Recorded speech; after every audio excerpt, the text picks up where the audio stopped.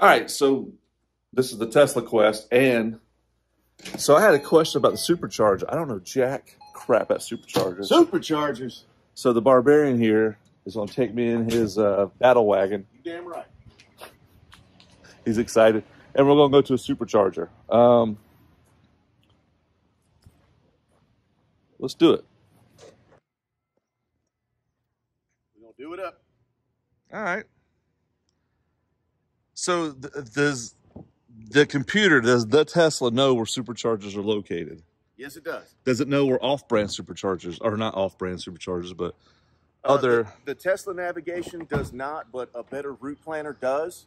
A better route planner it's not affiliated with Tesla, but they do the same type of navigation stuff, but they also include off-brand, Chademo, DC Fast Charge, Electrify America, et cetera, et cetera.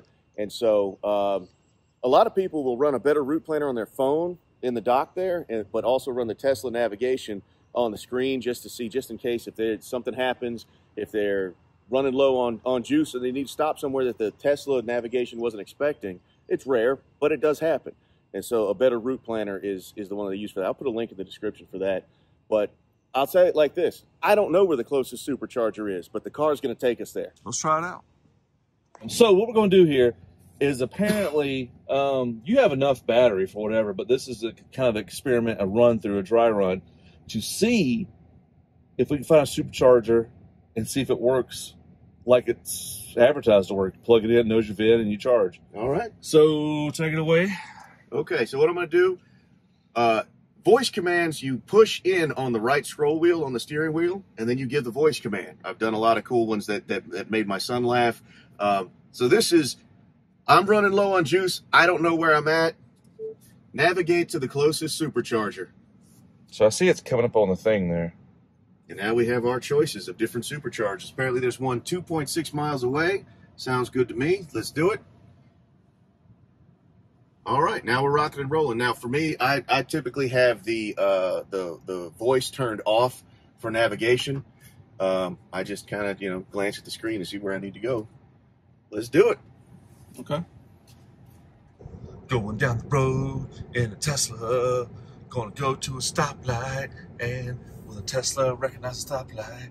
Oh, that's cool about the cars. Knows the truck from the cars and the stoplights. Yep, and the stoplight. So far, everyone that I've seen in this area has been at a Sheetz. Well, that makes sense. I mean, you freaking can sit at a Sheetz and eat and hang out. It's comfortable and clean. And so if charging is not as fast as pumping gas, then it's a perfect environment for it. It's definitely not as fast as pumping gas, but I tell you what, after spending, I always charge at home.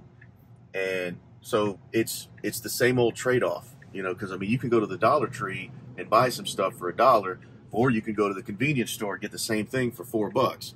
Now, at the house, it's a lot slower, but I pay the going rate, which for me is 9 cents per kilowatt hour average. Right. During off-peak hours, it's even less than that. I'm in the wrong lane. That's okay. We loop around. And superchargers. Look at that. We can get over there. There we go. But here at a supercharger, like the last one that I used, I think that's a 2012 Model S right there. Model S. Right. So last one I used, I think, was 33 cents per kilowatt hour. So it's more than 3 times, almost 4 times the cost. Can you move? Yeah, I need the mirror there. You got the backup camera. I don't use the backup camera as much as I use the mirror because I have always used the mirror, my friend. Are you supposed to turn it off so it doesn't catch on fire? Did you get that on camera? Because that's funny. Yeah. Don't use your cell phone. Enough. I may have to back it up a little bit more. One thing that I keep forgetting is the fact that the supercharger cables are extremely short. Oh, yeah, you got it. I think we made it. So you put it up next to it, and it automatically opens, or was that? There's a little button on top of the charging handle, and you push the button, and it opens the charge port door. Or you can do a voice command, and the voice command to open the charge port door is open the butthole. Of course it is, Elon. I swear it is. I'm not kidding. That's an Elon Easter egg right there. But you put the charge handle into the charge port. It automatically knows what car I'm driving. It knows my VIN. It knows my account information, and it just starts charging, and it charges the cost of it to the card that I put on file. Now, if you'll come back into the car, you'll see the display has changed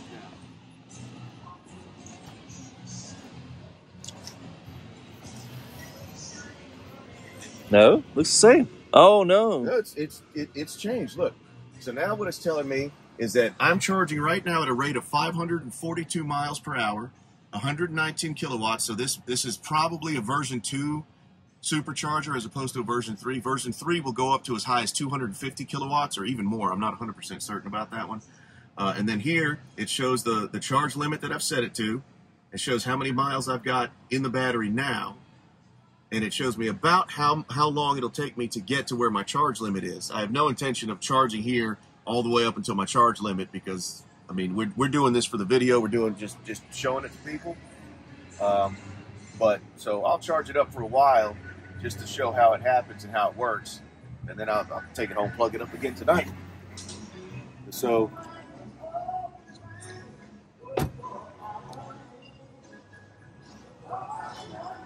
as for the area that we're in, this particular Sheetz I've never been to before, but we know this area pretty well. So Sheetz, for viewers that don't know, Sheetz is a gas station by the strictest of terms, kind of like Tesla's a car. And, right. You know, I mean, it's a car because it gets you from point A to B. The phone is a phone because it makes phone calls, but it does a whole lot of other stuff. A Tesla's a car because it gets you from A to B, but it does a whole lot of other stuff too. Sheetz is a gas station because you can pull up and pump gas, but you can also get food, you can get your lottery tickets, you can buy wine here, you can buy beer here. Most of them have tables now. They have a little restaurant area. You can order food made to order, all kinds of stuff from pizza to subs, breakfast food, hot dogs, burgers. They're almost always playing music like this, and they are all 24 hours a day, 366 days a year. It's nuts. They never close. Remember when we used to work and it would snow? Yeah, they'd be open. Everything's closed. Sheetz is open. Sheetz open. They would rent Hummers and go pick up their employees to get them into work. That's crazy. So that they could work when it was snowing. So if right now let's say you walked off into Sheetz to get something to eat while this is charging, and then another charger pulled up beside you and decided to unplug yours and plug theirs and plug the cable into theirs, it wouldn't affect your account any. No, so it would know exactly who's charging which car, because when the charge handle's taken out of here, it'll go ahead and charge my account. When it's plugged into another car, it knows that VIN number, it knows the account information that's associated with that VIN, and it starts charging to their account. But that's probably part of the reason that Tesla Supercharger cables are so short, because if somebody pulled in right next to me right here, that cable wouldn't reach around the back of their car and plug in. It just wouldn't reach. Now, where a problem that makes sense. Where a problem comes in is where, so I've got a CCS adapter that came with the car. Right. This is a Tesla charging cable. Tesla came up with their own proprietary charging cable because back when Tesla released, like that Model S is an early Model S. Back when they're releasing that Model S, the world was not interested in EVs at all. Some international car makers were making EVs, and they were using CCS as their charger, but it was not big. Tesla is the company that pushed EVs, the entire EV revolution worldwide. And so prior to that Model S, that version of the Model S, like supercharging, DC fast charging, was not needed in the United States. It wasn't a thing people were thinking about. So the CCS adapter came with the car. And when it came with the car, you can go to a DC fast charge like we talked about earlier, Shidemo, Electrify America, they use the CCS. Those chargers, some of them have longer cables, and we have seen video after video after video where somebody just pulls the cable out, pops off the adapter, and shoves it into, the most recent video that I saw was a Ford Mach-E. Lady just pulls up her Ford Mach-E, pulls it out of a Tesla, puts it in. Now, the problem there is because you go to an Electrify America, you go to a Shidemo, you go to a DC fast charge, you swipe your credit card. And so when she unplugs it and plugs it into hers, it's charging me. So what if she knew that? Probably. I can't speak for that person.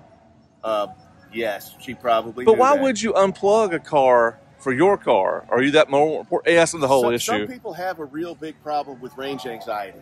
So if she's got 3 miles left or 3% left, you remember when my car was under 30% and you started. I don't like that. I like my tank below half. Yeah. But I guess for a Tesla, it's a different philosophy.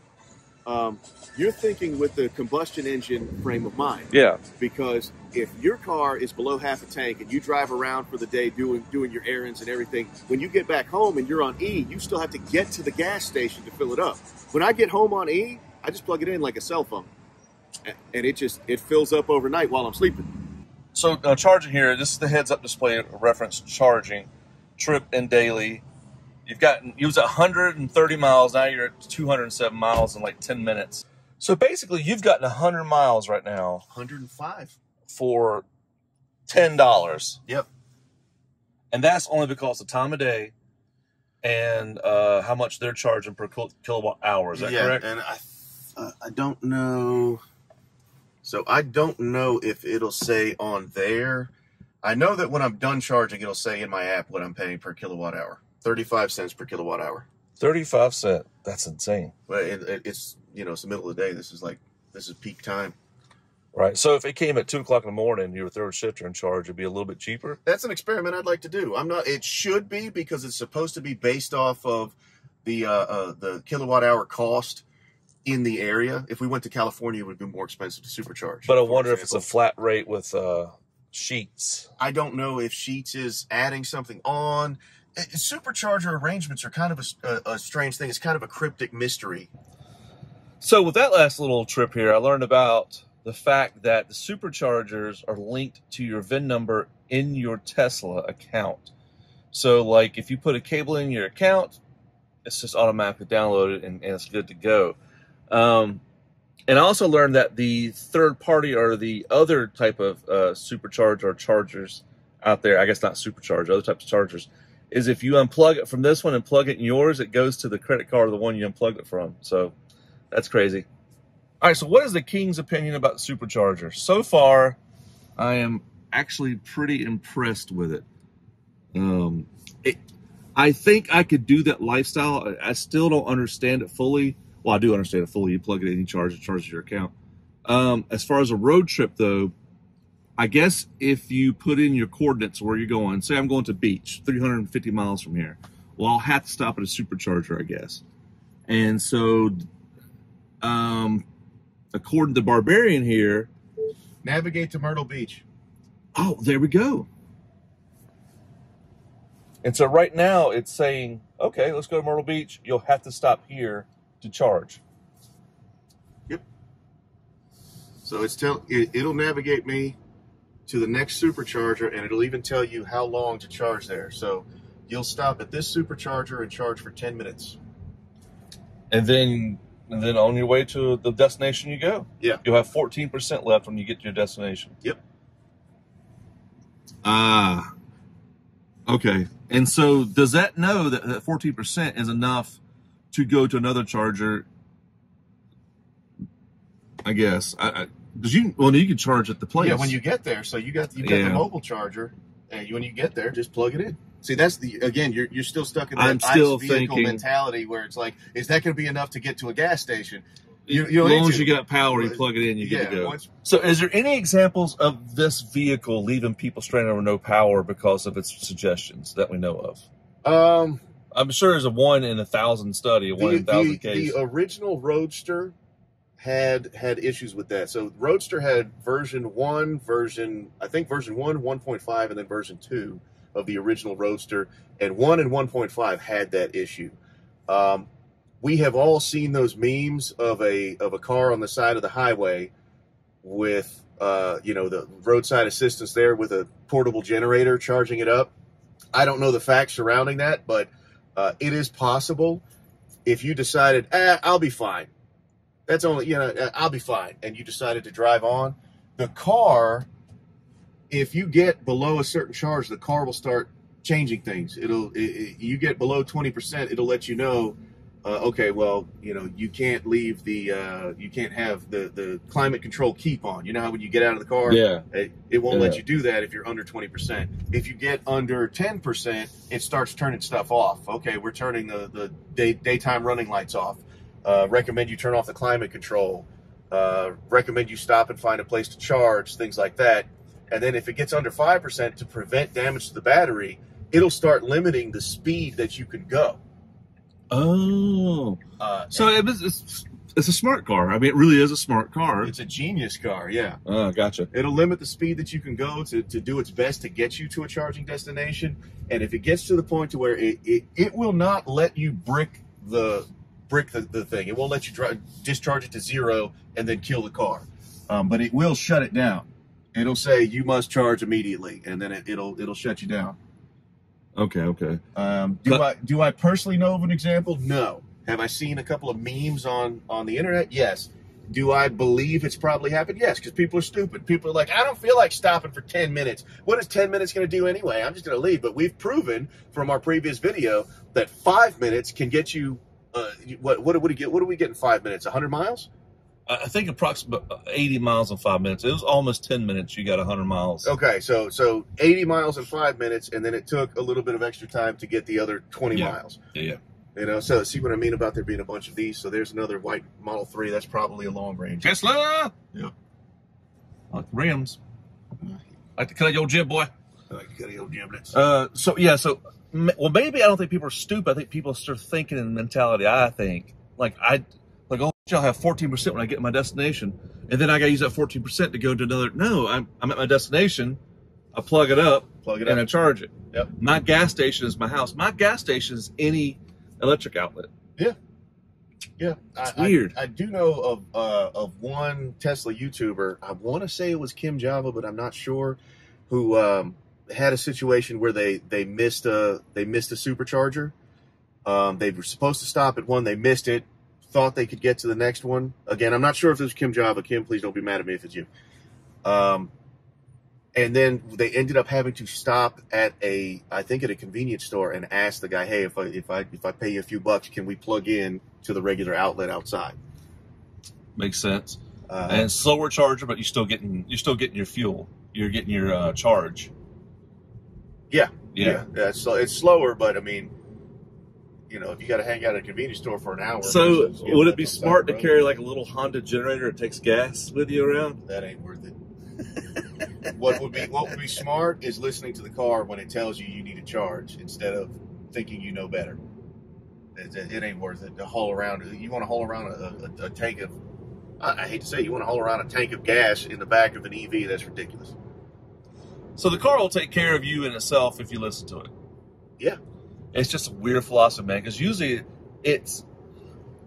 with me, in my experience, most people's experience in life, this is what I'm trying to overcome. This is why I'm on the TeslaQuest, to be off of fossil fuels, be energy independent, is that I feed the car. The car is a hungry mouth. I take care of that car, and in fact, the car takes care of me as long as I maintain the car. The car doesn't think. The car does what I tell it to.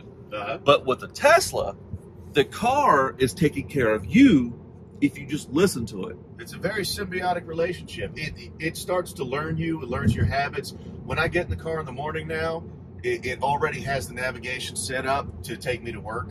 Obviously, I don't need the navigation, but it has it set up to take me to work, and it calculates what time I'll get there. And all iPhones that stuff. do that too, yeah. And that's precisely my point. Like, whereas people in the purest sense of the word, this is a car, but it's actually a computer / smartphone that happens to be able to carry you around town. It's crazy. So I think that's one thing I got to overcome.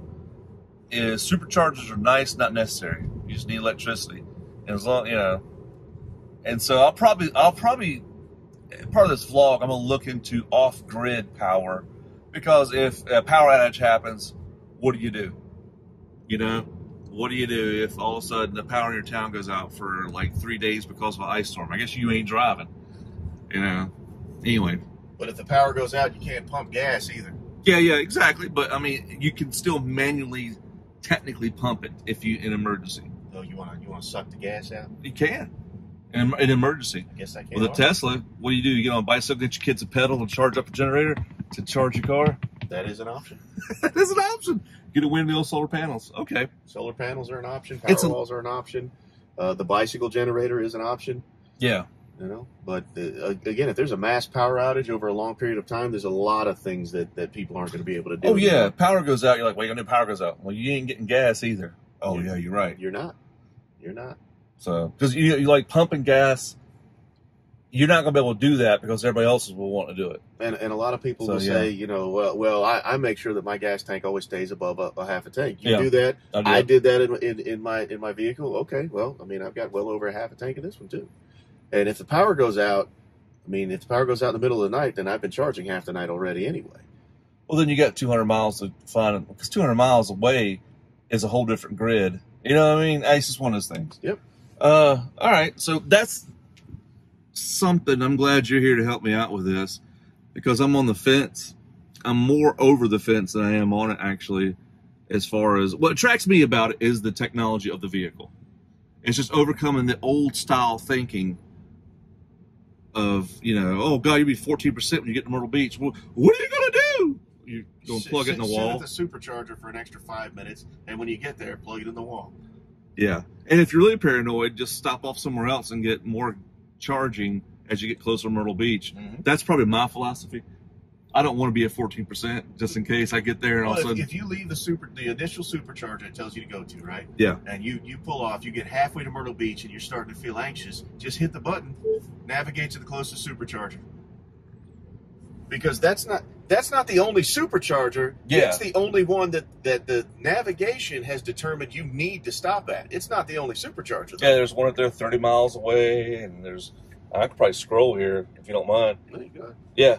That's a 30-mile radius right there. Oh, actually, yeah, 30-plus mile radius of superchargers. So there's plenty of supercharger options available between here and Myrtle Beach. That one supercharger is not the only one in existence. It's just the only one the car thinks you need to stop at. But with me being anxious, I would, like, once I get down to, like, oh, Jesus, 40%, 30%, I just start getting, I guess it's the old gasoline kind of gas engine thing that stresses me out. Anyway, so that's pretty much it for the vlog.